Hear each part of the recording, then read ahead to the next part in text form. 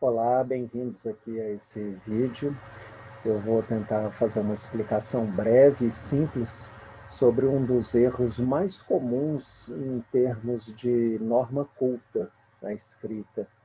Eu não vou entrar aqui no mérito se a norma é justa, se ela é pertinente, se ela não é. Eu vou apenas mostrar o erro e como resolvê-lo, tá bom? Então, para isso, eu vou compartilhar aqui rapidinho essa tela com o exemplo da frase com o problema que eu quero destacar. A gente está vendo aí uma frase que, para a maior parte das pessoas, eu acredito que seria tida como correta e sem nenhum problema. Ana leu o livro, apesar do assunto não ser interessante. Bem, o problema dessa frase está aí no apesar do assunto não ser interessante. É isso que eu quero mostrar e como resolver. O que é que acontece? Esse pedacinho, o do, ele é uma contração. Ele mostra aí a preposição de junto do artigo o, os dois por uma questão de eufonia, de praticidade linguística se fundem, então forma essa contração da preposição de com o artigo definido o. Tudo bem, esse é um fenômeno linguístico normal, sem problema nenhum. Acontece que, especificamente nessa frase, a expressão o assunto, que inclui o artigo o, ela é sujeito de um verbo, que é o verbo ser. E existe uma regra na norma culta, segundo a qual o sujeito não pode ser preposicionado.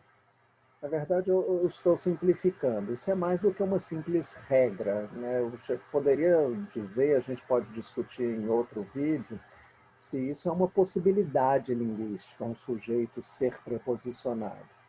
Então, de qualquer forma, para efeitos práticos, o sujeito não pode ser preposicionado, e é por isso que, nesse tipo de situação, quando a expressão a qual pertence o artigo definido é também sujeito de um verbo, a contração da preposição com o artigo, então, não pode existir. Nesse caso, o que a gente deve fazer é escrever desfazendo essa contração. Então, em vez de escrever Ana leu o livro apesar do assunto não ser interessante, vamos escrever Ana leu o livro apesar de o assunto não ser interessante. Para você visualizar melhor esse fenômeno, vou colocar aqui algumas frases em que o artigo não aparece. Apesar de você ter estudado, não se saiu bem na prova. O fato de você ter estudado foi positivo para a sua vida.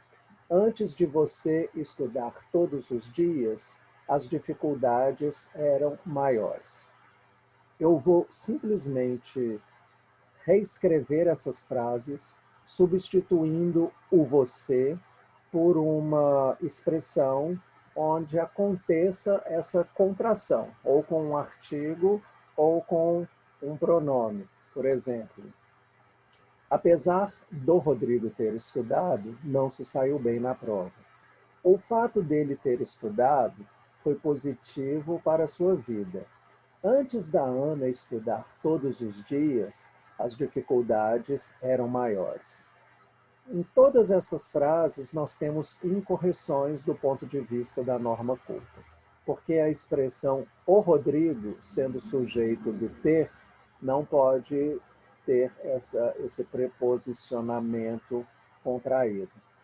O pronome ele, por ser sujeito do ter, não pode participar dessa contração com a preposição de.